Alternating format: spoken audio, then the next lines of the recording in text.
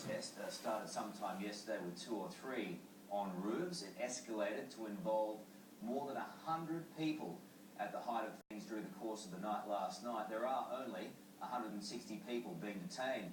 A lot of people are outraged by this behaviour during the last 12 hours. Sandy Logan from the Immigration Department joins us now from the centre. Sandy, good morning to you. What on earth happened? How did it get so out of control?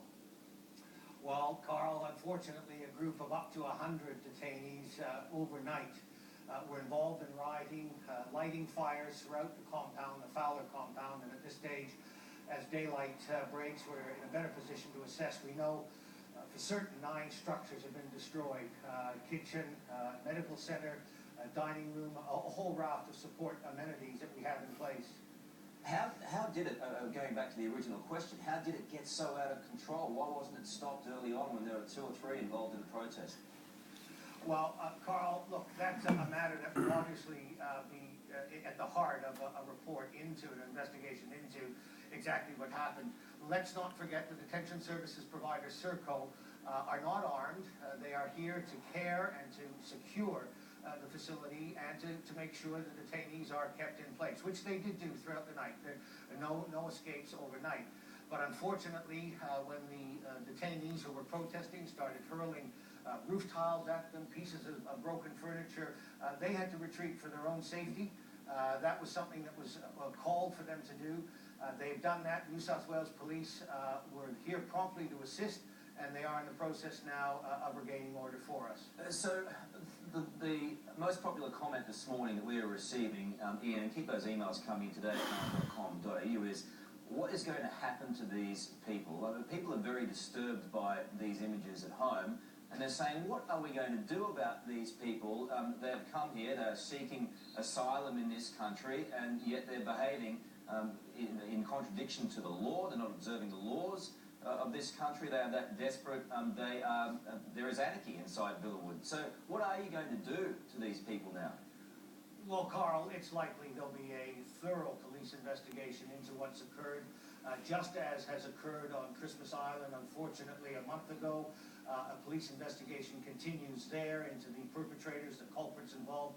Look, I don't want to speculate what might happen down the track, but we all know that there is a character provision in the Migration Act. If you are convicted of an offense and spend 12 months or longer in jail, you can rule yourself ineligible to remain in Australia on a visa. So there are those sorts of considerations down the path, but it wouldn't be right for me to be speculating what the outcome might be of that police investigation. The other side of this story is that these people have been in Villawood, some of them for very long periods of time. I'm not saying that is just a justification for anything, but if someone has been in that centre for, in some cases, 12 to 18 months, even worse, 4 years, it's an indication of how slow they are being processed, or at least the whole process is taking a long, long time. Why does it take so long? Carl, I'll answer that in just a second, but let me say there'd be no one in this group last night who was here who's been in detention for 4 years.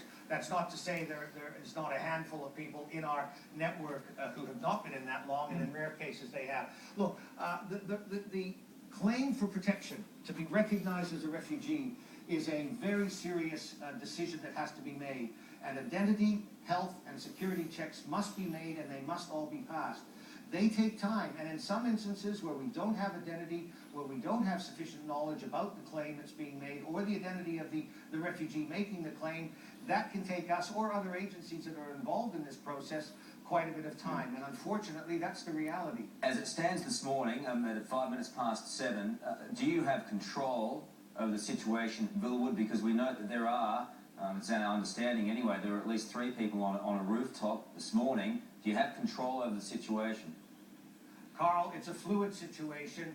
I think the safest and the most accurate thing for me to say on behalf of the Department of Immigration and Citizenship is we are in the process of regaining control with the assistance of New South Wales Police and the Fire and Rescue New South Wales firefighters. Situation's still fluid. I'm looking behind you. I'm seeing smoke come from the embers of buildings. It's like a war zone in the middle of Sydney.